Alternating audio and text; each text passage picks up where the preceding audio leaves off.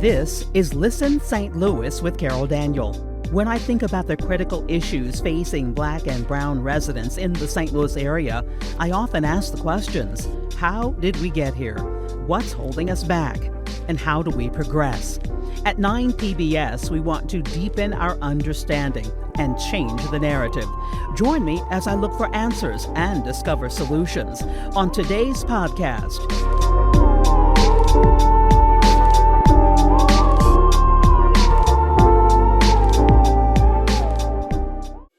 Today on Listen St. Louis with Carol Daniel, it is one thing to talk about making St. Louis a safer place. It's another thing to be on the front lines trying to make that a reality. But that's where we find St. Louis Circuit Attorney Gabe Gore. His appointment meant he was expected to clear thousands of cases, hire dozens of attorneys, and instill confidence in the criminal justice system. Has he done it? He is running for the office unopposed, and we wanted to dig deeper into why he made that decision and what challenges remain to fully right the ship. Also, his predecessor described herself as a progressive prosecutor. How does Gabe Gore describe himself? That answer and more next on Listen St. Louis with Carol Daniel. Listen St. Louis with Carol Daniel is supported in part by Midwest Bank Center, the Betsy and Thomas Patterson Foundation, and Orvin and Latrice Kimbrough. Welcome to another episode of Listen St. Louis with Carol Daniel. We thank you so much for joining us, and we thank you for subscribing. I checked those numbers, actually, just yesterday to see, are the subscription numbers going up for 9 PBS? And they are. So more of you are finding out about all the good content that we offer here at 9 PBS, and we are very grateful for that. Thank you for tuning in. Thank you for downloading the podcast as well. I learned that months ago when we started this podcast, that many of you download it and then you just watch it later because everybody's busy, of course. And that's one way to do it. I'm okay with that. Thank you for liking the podcast as well. And then you can share this. Just click the share button and then send it to friends. Share it on your own social media page for sure. So we appreciate that so much. The guest today is one who's a very busy man. And so I'm so glad Gabe Gore, St. Louis Circuit Attorney, as I've already said, is with us in studio. Thank you, sir. It is great to be here. Thank you for inviting me. I say a busy man, and everyone understands because you came into office, much fanfare and hand-wringing, angst, controversy, all of that. Take me back to the consideration you had in your mind and in your heart to why you even wanted to step into the St. Louis Circuit Attorney's office in the first place. Well, if you go back to when things were really kind of reaching a critical point in the circuit attorney's office where the news stories of cases being dismissed for failure to prosecute, of attorneys being held in contempt, of just the office kind of collapsing under the weight of simply not having enough prosecutors to do the work. When that was occurring, I was, just a private citizen in St. Louis who had lived out my professional life here, raised my kids here, and I was an attorney and had previously worked as a prosecutor, so I had a little bit different perspective than your average citizen. But I was just basically a private citizen looking at the situation from the outside, and I really did find myself asking myself, are we at a point where we are witnessing the collapse of the rule of law in the city of St. Louis? Are we at a place where we no longer have the ability to hold people accountable for violating the criminal laws, which is a scary place to be? And that's the question I was asking myself, and I was asking myself, what does that mean for our community if that's where we are? So, people may not recall this, but it was really very sudden and very much a surprise when Kim Gardner announced her resignation. It wasn't something that was necessarily anticipated. There was an ongoing proceeding to remove her, but everyone thought that would play out over a prolonged period of time. No indication she would walk away. Right. So that like everybody, it took me by surprise. I got a lot of calls from people when that announcement came out. Almost immediately, I started getting calls. Gabe, did you hear about this announcement? There's going to be an appointment. Would you be interested? Right away, you got calls. Yes. Okay. So I started considering it right away. Talking to people about it, getting, my advisors and mentors, talking to them about, what pros and cons. And at the end of the day, it came down to the fact that if the governor thought I was the right person and was willing to appoint me,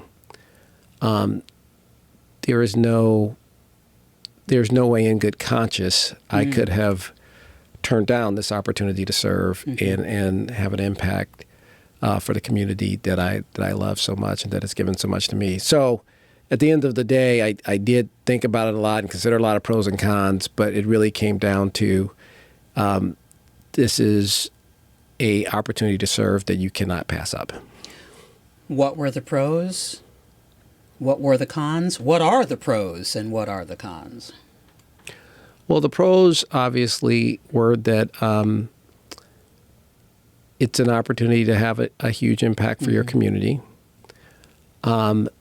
For me, the pros also was, if you look at my career, I've always sought out challenges. So certainly I understood that it was a job that was going to present a challenge, which, is attractive to me.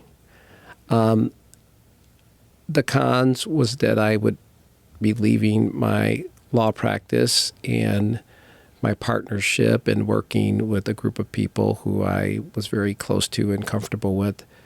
And, I was enjoying my career in private practice. So that was a big con. And another big con was that I might get the appointment and it might be a complete disaster. Things might not turn around. Because you're walking into what feels like a disaster. Right. And I didn't know exactly what I was walking into. So anyway, there was a school of thought that, that's a big risk for you to go into a situation where being successful may not be possible.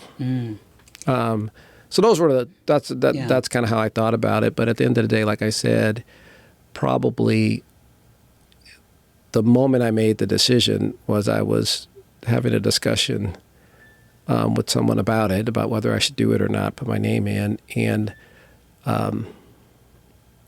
they asked the question that ultimately made it a very easy answer for me. Which was? Which is they said, well, why wouldn't you do it?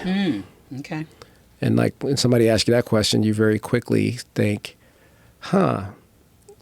people are saying that I am someone who has the right skill set to help the community out in this difficult situation. What answer can I give as to why I'm not willing to do it? That I'm comfortable in my private practice will not sound good out loud. I was like, there was no answer I could give that I would even feel comfortable giving out loud. So like I said, ultimately it came down to a situation where it was like, this is an opportunity to serve that I have to take. And so it ended up being an easy decision. Yeah. I know full well. My husband and I talked about me doing this podcast, leaving my previous job, retiring, and then what else I would do. So if we were consulting about me doing a podcast, and I love 9 PBS, and I've always loved PBS, and I truly have always loved Amy Shaw, the CEO. I know you and your wife talked about that move. What was that conversation, if you care to share? What was that conversation like? My wife throughout my career has always been supportive of what I wanted to do professionally. She really has. So when we had the conversation, it was from the perspective of should you do it, reasons to do it. It was never a discussion of whether or not she would support me if I did it. That was never a question. She supported me in everything I've done. So, the discussions I had with her were along the same lines we discussed, looking at the pros and cons. And we both, she agreed with the ultimate analysis, which is Of Yes. course, you've got to put your name in. You've got a Right. chance to serve our community. You've never not taken an opportunity to serve. I mean, that's kind of been something I've done throughout my entire professional career. So at the end of the day, like I said, it ended up being an easy decision because, when you have an opportunity to serve, you have an opportunity to make an impact, you have to seize it. Right. And you knew, because we all knew, because the media had been covering the downward spiral, if you will, of the office. And I have interviewed Kim Gardner. We sat for an hour and a half and talked. And so the public knew. I know you knew, as you say, you've been a prosecutor. What surprised you the most walking into the office, even knowing what you knew about the dysfunction, if you will? So, I had followed in the media, kind of, you could tell from the media coverage and the things that were happening in open court Right. that things were in a bad place. So I told people there was nothing that was going to surprise me walking into the office in terms of where the office was at in terms of being able to do its work, right? In terms of being able to fulfill the circuit attorney's office's vital role in the criminal justice system. I knew that was a sacred obligation that the office at the current time wasn't able to meet. Mm-hmm. So nothing about, as I tell people, that the court-facing side of what was going on in the circuit attorney's office, none of that was going to surprise me because I had basically prepared myself for whatever scenario I encountered. In retrospect, a piece of it that I really hadn't considered at all, I had put a lot of thought into how we're going to get the court-facing side of the office in order and get back to where we're meeting our obligations to the courts and to the citizens of St. Louis. I'd given a lot of thought to that. I had given no thought to the fact that the circuit attorney's office, like any other, significant operation, we currently have, 150 employees. We manage a lot of things besides just criminal cases, and supporting criminal cases requires a lot of things like victim services and paralegal support and investigators. So there's a lot of pieces of it, of the operations of the office that I had not really given any thought to because I was only focused on. So when I came in and realized that there was this operational piece that I had to manage at the same time and that it was equally Missing? in disarray in terms of, us being in compliance with the federal grants that the office receives and in terms of us having the phones working the way they're supposed to. Excuse me. In terms of us getting the bills paid on time. So just it was a number of It's things. a little deeper than you thought. And those pieces of it I hadn't given much thought to. I was very fortunate that I was able to get people that come in and really focus on the operational side for me. I mean, we got a lot of help with that. Which isn't that is a good thing that, and let me say first that as a reporter who covered that chapter of our city's history, there definitely was, on the face of it, the political side of it, that, Republicans felt a certain way, and not that you need to comment on this at all, but Democrats felt a certain way, and there was that push and pull politically. She showed me the letters that she got and the threats, that she was getting, perhaps because in part of the political attack. So that part of it was happening. But then when you come in, the support, and even prior to that, the desire that the office stand up and be successful is in fact a good thing. Politics aside, there's a desire that the people of St. Louis receive justice. I have certainly been the beneficiary of the fact that there was universal recognition in the community that the circuit attorney's office serves a vital function and that we as a community need to have an effective circuit attorney's office. And it was definitely a situation where all hands were on deck. There's no one who I reached out to and asked for support or help who didn't jump in and do it. We got support from neighboring prosecuting attorneys' offices. We got support from the private sector. The private law firms stepped up in a big way, loaned paralegals, let some of their partners who were previously prosecutors in the circuit attorney's office come back and handle cases for us. It was really a moment of everyone coming together and doing what was necessary to get the circuit attorney's office back on track. So that was obviously a very good part of the story. When I was appointed, I said, I understand that this is a situation where failure is not an option. No one believes that we as a community can go forward without an effective circuit attorney's office playing its vital role in our criminal justice system, holding people accountable for violating the criminal laws, because without that, you have a collapse of the rule of law, and, no community can survive that. Oh, it certainly can't thrive without that. Hiring, and we've sort of touched on this a little bit, but so many attorneys had left. That was maybe goal number one for you, other than getting the phones working. I didn't know that was one of the issues there. But did that immediately turn around for you? I know you are you fully staffed, and did it immediately turn around for you? So very fortunately for me, the response was immediate.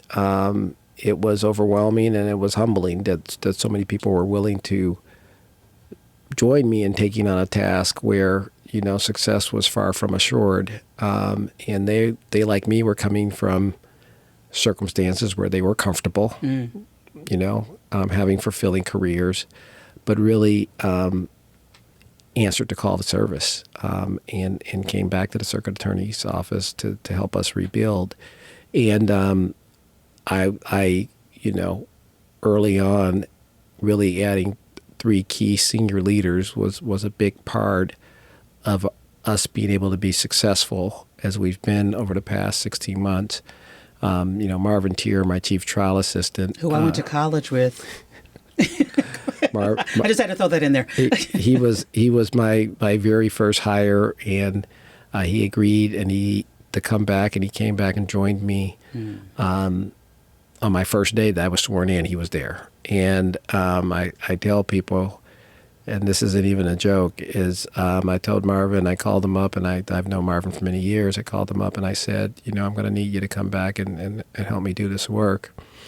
And he said, well, what position do you want me to come back in? And I said, chief trial assistant. And he said, okay, when do you want me there?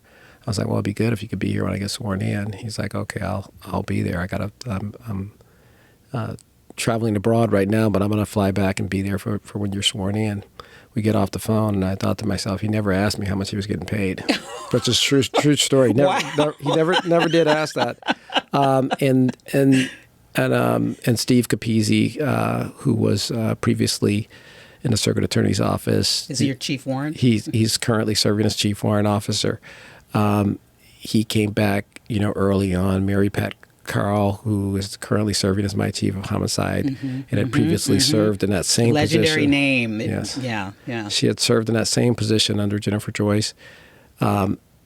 She came back very early on. So those 3, they really joined me in that. I think 4 to 6 weeks in, they were all there and in place. And that's kind of where it all started, when you get those senior leaders back. And then we just were fortunate to have a lot of experienced prosecutors, really just basically like me. They were drawn to the opportunity to have an impact for the community in the office that they love. A lot of them, had started out in the circuit attorney's office, had a lot of affinity for that office.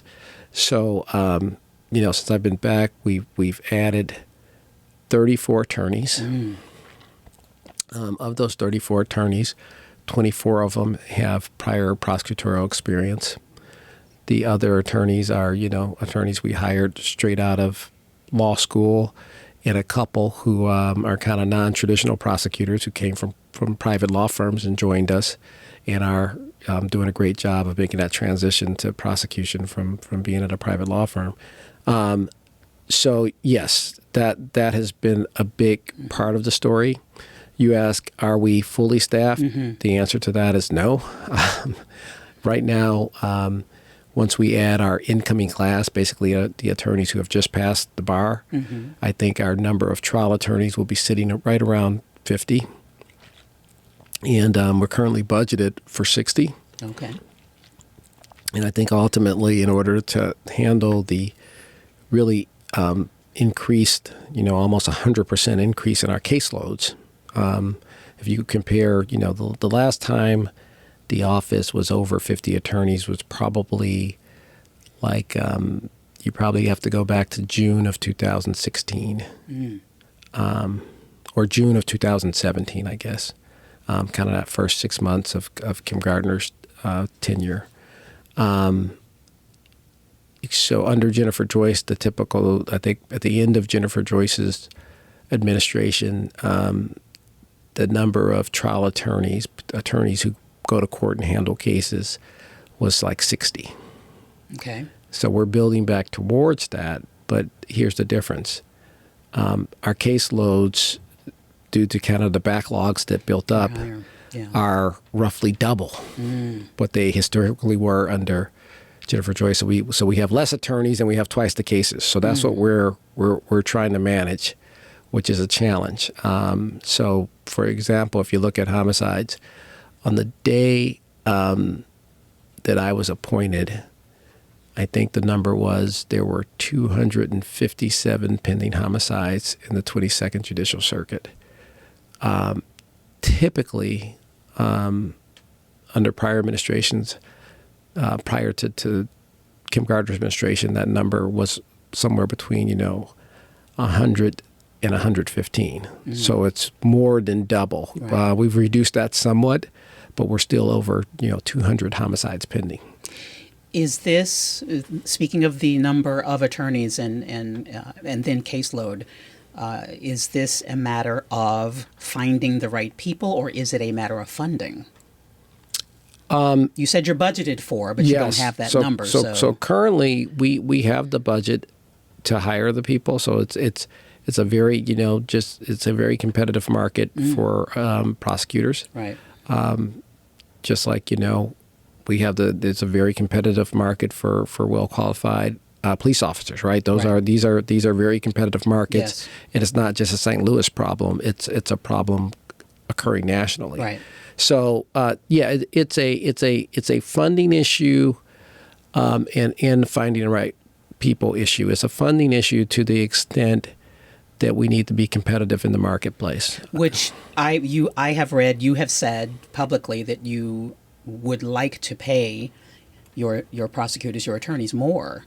Yes. I truly believe that when you look at the importance of the work we do, the skill level it requires, the hours it requires, that all of the attorneys and support staff in our office, who are all very mission-driven people, and none of them are in it because they thought this is where I can make the most money. For sure. They're in it because they believe in the work, and they have a complete commitment to it.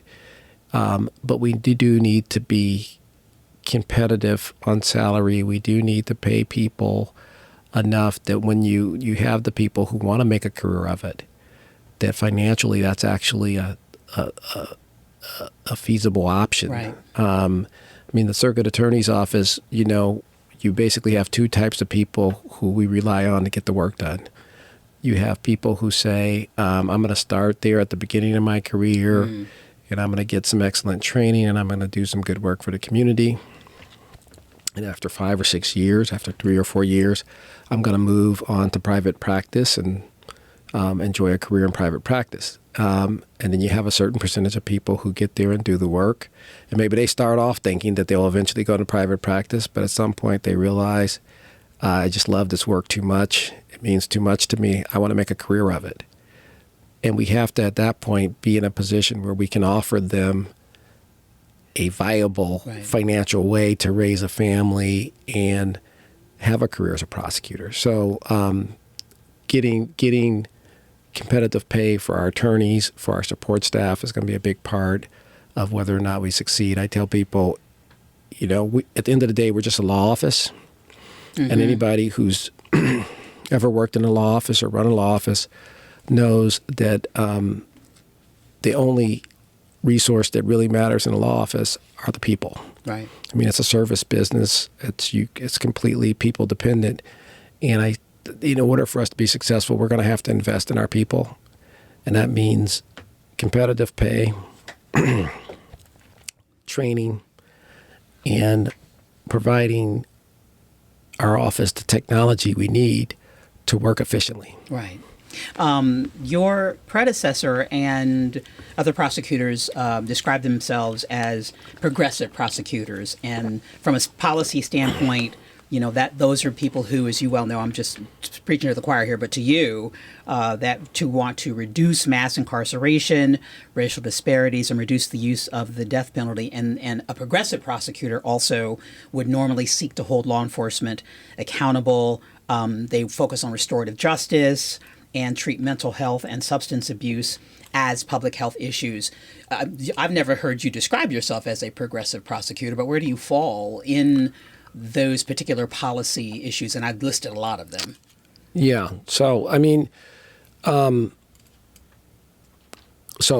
don't describe myself as a progressive prosecutor. I hope that people look at the work that our office does and perceive us as effective, perceive us as an office of high integrity, and perceive us as an office that shows compassion where appropriate. What I like to say is I hope people see us as an office that reflects the values of our community. Mm-hmm. And that is important. And I want to. This podcast itself focuses on the challenges, the history, the present, and the future of Black and Brown residents of St. Louis. And so often, and historically, of course, a circuit attorney, a prosecuting attorney, law enforcement's on one side, Black people are on the other. And there has traditionally, sadly, historically, not been a lot of trust in the judicial system. And Brendan Kelly, who's a former state's attorney in St. Clair County, once said to me that people do not have trust, and he said this to me 10 years ago, people don't have trust in any institution. And for African Americans, that's probably always been the case, where the trust has been broken and it hasn't been restored. As a Black man who represents a city with a very large minority population, where does that fit for you? So one of the key things I've been focused on, because when the situation I came in, even more so, the relationship of trust between the community and the circuit attorney's office was not in a good place. Right.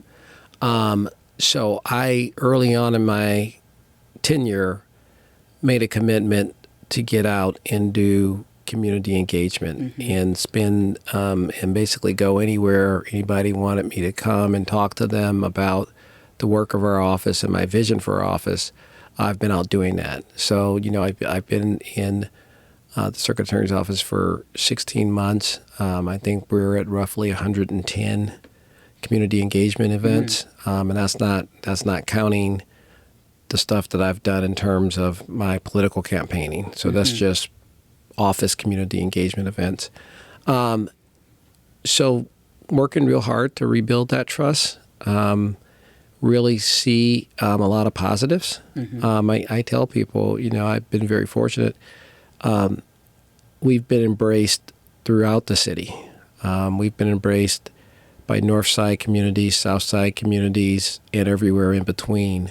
And I think it's because, the circumstances that I inherited had really driven home to everyone the importance of our work. Right. And what our work means for having a stable, thriving city.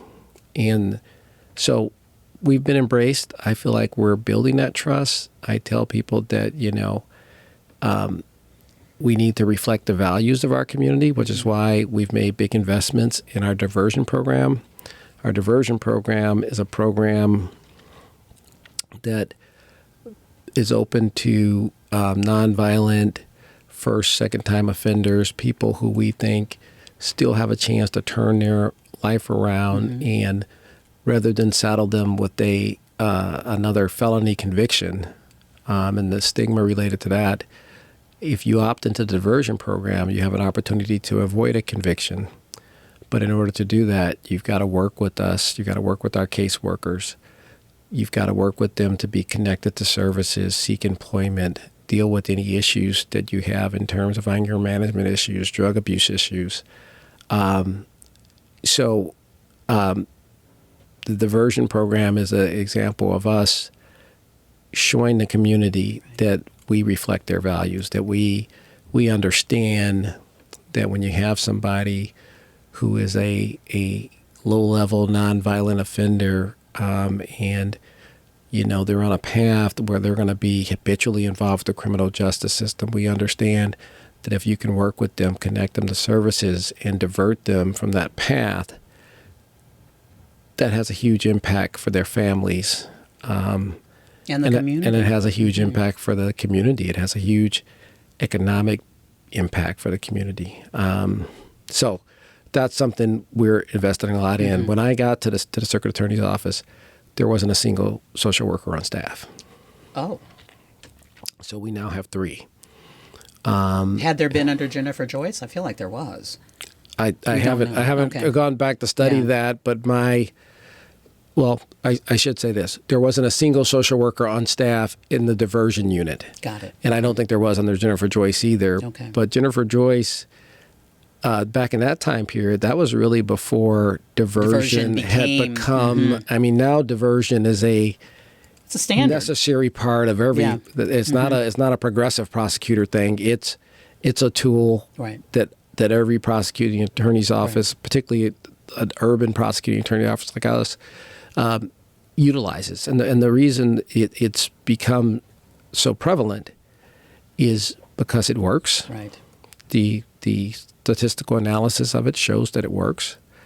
And number 2, like I said, it's a way that we as an office can reflect community values. Everybody looks at that and says, that is the kind of work I want my prosecuting attorney's office doing. I don't want a one-size-fit-all answer for everyone. Some people maybe don't need to go down that path if they can get things corrected.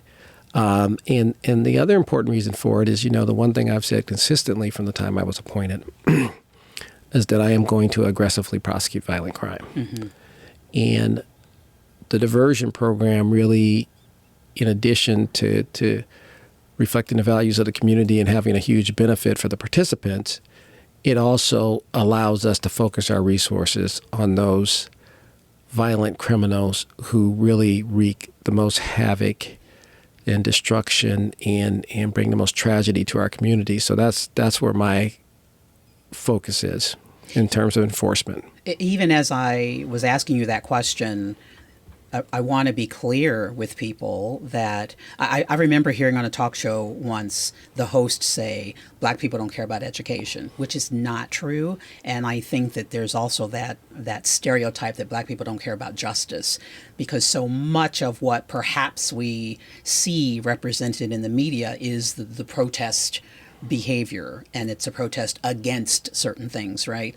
But you are aware, and the statistics bear out, that when Black people are on jury trials, it's not like they're being easy on the accused. Black people do care and want safety and justice. Yeah, because of the history of our country, it's a fact that Black people are more likely to be the victims of crime, are more likely to live in high crime areas.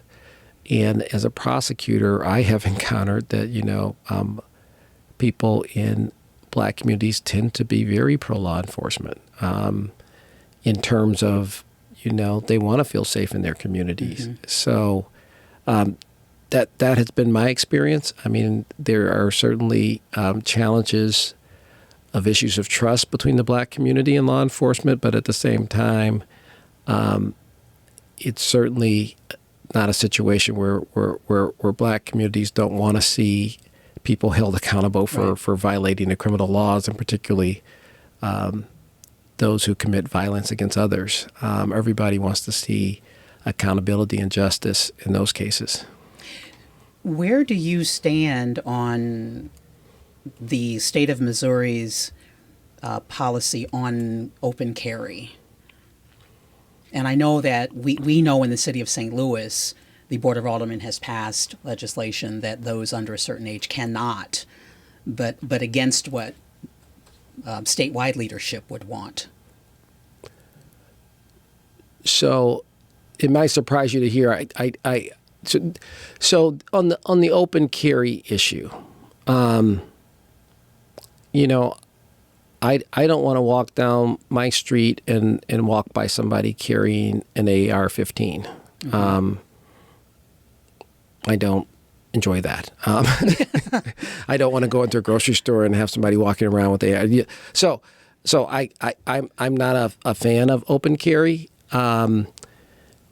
In terms of law enforcement issues, you know, when I was a prosecutor back in the mid 90s, mid to late 90s in St. Louis, carrying a weapon concealed if you didn't have a concealed carry permit was a crime. Right. It no longer is. So the fact that, you know, you can be a convicted felon and carry a firearm, and being a felon in possession of a firearm is a crime. But the fact that everyone is permitted to carry concealed, that creates a scenario where, as a convicted felon, you feel more emboldened to carry a firearm concealed because you're less likely to be detected, because the mere act of carrying concealed is no longer a crime. Mm-hmm. So I've seen, you know, having been a prosecutor when carrying concealed was a crime, and having been a prosecutor now when carrying concealed is not a crime, it does present additional law enforcement challenges. We know that the case of Marsalis Williams, who was, who was executed by the state of Missouri last month. We know that was not your case. That was St. Louis County Prosecutor Wesley Bell. But does your office have an official stance on the death penalty, and whether you would request that in any case? So what I've said about that is that my personal view is that as a general matter, the death penalty as applied in the United States has a number of issues related to the fact that we have a very good criminal justice system, but it is imperfect. Issues like racial bias, economic bias, things like that do seep into our criminal justice system still, even though we work very hard to not have those issues impact what we do. And so in those circumstances, I am of the view that, you know, it's very difficult to administer the death penalty in a way that you can feel confident that those issues aren't infecting what you do. And under those circumstances, you know, it makes me somewhat hesitant to move forward with the death penalty. I personally am not morally opposed to the death penalty. I believe there are instances where it would be appropriate. Mm-hmm. One example I point to is the Timothy McVeigh case with the Oklahoma mm-hmm. City bombing, where all those children were killed. He got the death penalty, and I look at that and I say, okay, that's a circumstance where I don't have a problem with that. So I would never take the death penalty off the table as terms of something that we might pursue. However, I will have to say that given the realities of the fact that we're in the city of St. Louis, which is a highly anti-death penalty jurisdiction, the difficulty we would encounter in being able to, what they refer to as death qualify a jury panel. Oh. And then, of course, the long, appeals and administration related to post-death penalty. It would have to be a very unique circumstance for me to pursue the death penalty. Now, when I was appointed circuit attorney, and I don't know if a lot of people knew this, but there were death penalty cases pending in the circuit attorney's office that had been filed by Kim Gardner. During my 16 months, I've filed no death penalty cases. And, like I said, I reserve the right to proceed with the death penalty if the circumstances I think warrant it. Call for it. But I don't know that we will ever see that case. 16 months, I think it was May when you announced. Yes. Was it May when you announced that you would run? It was actually, I remember this day well. It was December 6th, 2023. I was appointed on May 30th, 2023, okay. and I announced that I would seek the office on December 6th. And clearly, things have met your expectations such that you would say, I'm going to run for this office instead of going back to private practice. Why did you decide to run for the office? The biggest, when I got the appointment, people asked me, if you get the appointment, will you commit to running for the office? And I said, no, I will not. I had, prior to now, committed myself to never running for elected office. But I will say that it under these circumstances, it's something I will certainly consider. And I remember people told me, they said, well, if you don't commit to running for the office, there's no way Governor Parson is going to probably appoint you. And I said, okay, well, then I guess I won't get the appointment because I'm not prepared to make that commitment. And when I met with Governor Parson, I was very upfront with him and telling him, I am not prepared to make a commitment that I would run for the office. However, I'm certainly open to considering it, depending on how things go. And I told him, I said, I think that that's the right approach, because if I get in and I do a horrible job, I shouldn't run for it. And I'm not going to run for it if I'm fit continuing to fail the citizens of St. Louis, and then somebody else is going to need to step up and do it.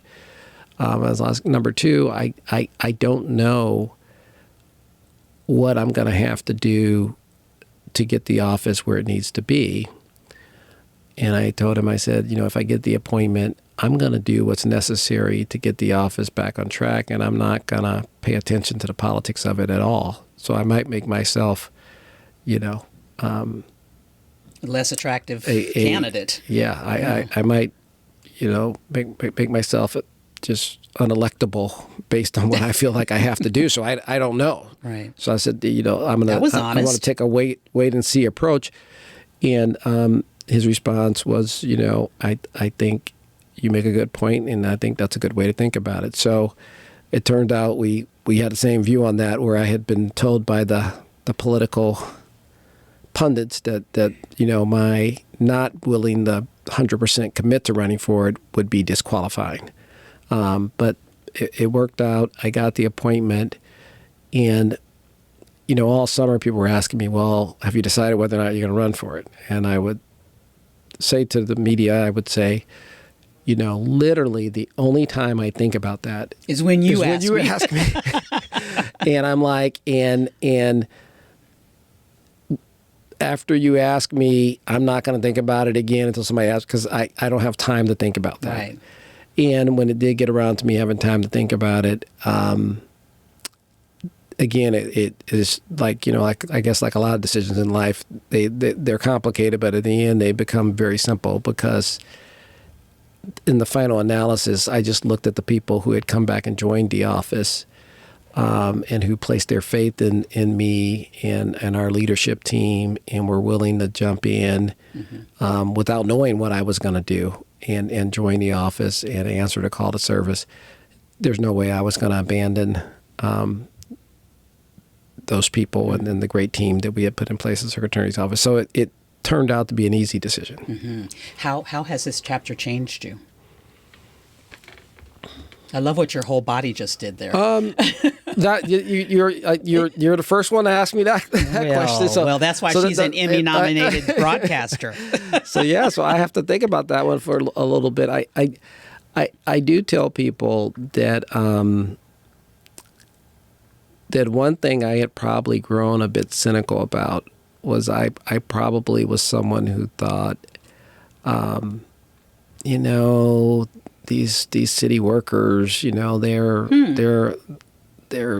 have these jobs because they can't work anywhere else, and they're not doing a good job, and suddenly I find myself in city government. Now you're a bureaucrat. And I'm working with, kind of the frontline city employees. And it's like I'm realizing, these people are extremely talented, hardworking, and they're doing these jobs because they believe that what they're doing is helping people. They believe their work is important. And there's just a mission-driven piece of it that I probably didn't have enough appreciation for, which I now do. It is,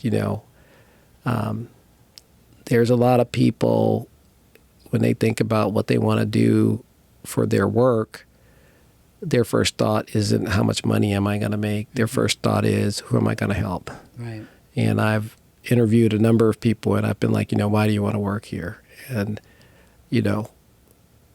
completely just authentically, they say, well, I think, if I could get this job, I think I'll be able to help a lot of people. And that's really their focus. Yeah. So really just the kind of more of an appreciation for people who are truly, completely selfless and service oriented. This is one of those crimes that does not get, in my mind, has never received enough media coverage, and that is domestic violence. I was listening to an interview some months ago, and I don't know who this statistic is from, and I apologize, but that black women, and as a black woman are, in the state of Missouri, more likely to be the victims of domestic violence in the city of St. Louis, that the numbers are higher in the city of St. Louis. Is your office finding that? And what is I know you have a victims advocate, and that's one of those, and then 3 social workers, as you mentioned, but where is that in the city of St. Louis as a crime? So it's definitely a big focus of our office. We have a great, we refer to it as the Special Victims Unit, where we handle sex crimes and domestic abuse cases. And we have a great team back there. We have a great unit leader, Jeremy Crawley, who does a great job. And it's a big focus of what we do. We have the victim advocates work very closely with the domestic violence unit to handle those cases. In terms of volume, I can tell you there's a lot. How that compares relative to other jurisdictions, that's not something I've looked at.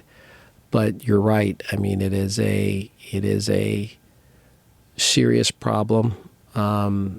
We see a lot of very disturbing cases, and it's one of those areas when I say that I'm going to aggressively prosecute violent crime, certainly high on that list are domestic violence. What is the last questions for you, what is your hope for the future of the city? And I ask that because your website says, I'm not going to put my reading glasses on to read this, but you say on your website you've overseen a return to our office to its rightful place in the criminal justice system. That plays a role in the future of the city of St. Louis in every facet. Yeah. So, I mean, what I see for the city of St. Louis is, what we all want, which is a thriving, vibrant city where we feel safe, where we feel safe sending our children out in the streets to play, where we feel safe going out and enjoying all of the amenities available to us in St. Louis. So many. Without fear. So that's what I see for the future of St. Louis. I mean, we have our issues, but there's a reason why the joke is, no matter where you encounter somebody from St. Louis, they might be living in a different city, but at some point, if they're from St. Louis, they're going to find a way back because it is a great place to live, and we just need to work on a few issues and get back to being the community that we know we can be. So I think we're on a good track. I think for us, COVID, particularly for the city of St. Louis and downtown, COVID was a big setback, and we're coming out of that. And really just looking forward to just having a vibrant city where everyone's safe and can thrive. The example I give, for the broader city is I tell people all the time when I was a prosecutor, 1995 to 1999, living in the Central West End and spending, 3 to 4 hours a day in Forest Park. When I would tell people that, how much I loved Forest Park and how much time I spent there, they'd always say, well, Forest Park is dangerous. I won't go there because it's dangerous. This is back in the 90s. And when they would say that to me, I was just like, that's bizarre because that's not true. Right. In fact, Forest Park is lovely, which is why you're there 3 hours. Me and my running group are there. Me and my golfing group are there. Me and my wife are going for walks there and walking the dog there and enjoying all of the different events in Forest Park. But there was this perception that it was dangerous. And then I point to people, now here we are in 2024. And my biggest complaint about Forest Park, I still live in the Central West End, and my biggest complaint about Forest Park now is that it's constantly overrun with people. They found the secret. They've heard. So we that's going to be the same story for the city of St. Louis. We're going to, work to where we bring perception in line with reality, and we get back to really having a thriving city where people understand that we're safe. Because, actually, the beauty of Forest Park being overrun is people being out and about increases public safety. Yeah. So. Absolutely. People don't say Forest Park's dangerous anymore. No, they do not. And the Great Forest Park Balloon Race just had the highest attendance ever in Forest Park. I think I'm going to start something new with you because you're here. We do something at 9 PBS at our monthly staff meetings. We ask all new staffers this question. And I think I'm going to start this. This is going to be the first time I've asked this question on this podcast. And that is, what is your favorite ice cream?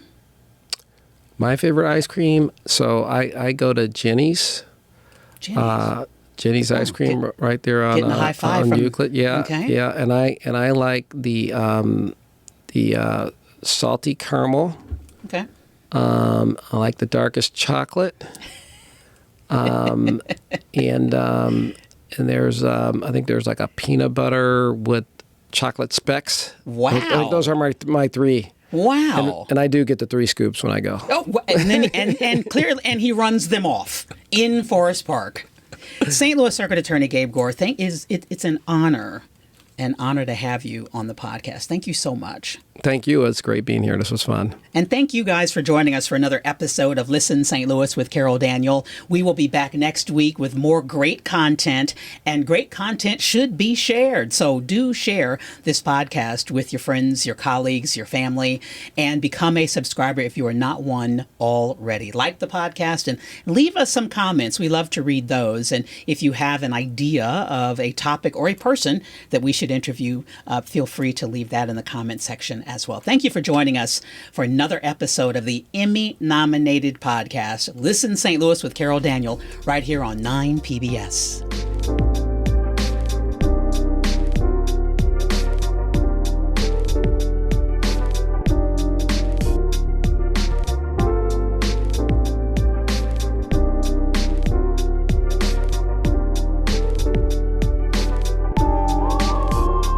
Listen St. Louis with Carol Daniel is supported in part by Midwest Bank Center, the Betsy and Thomas Patterson Foundation, and Orvin and Latrice Kimbrough.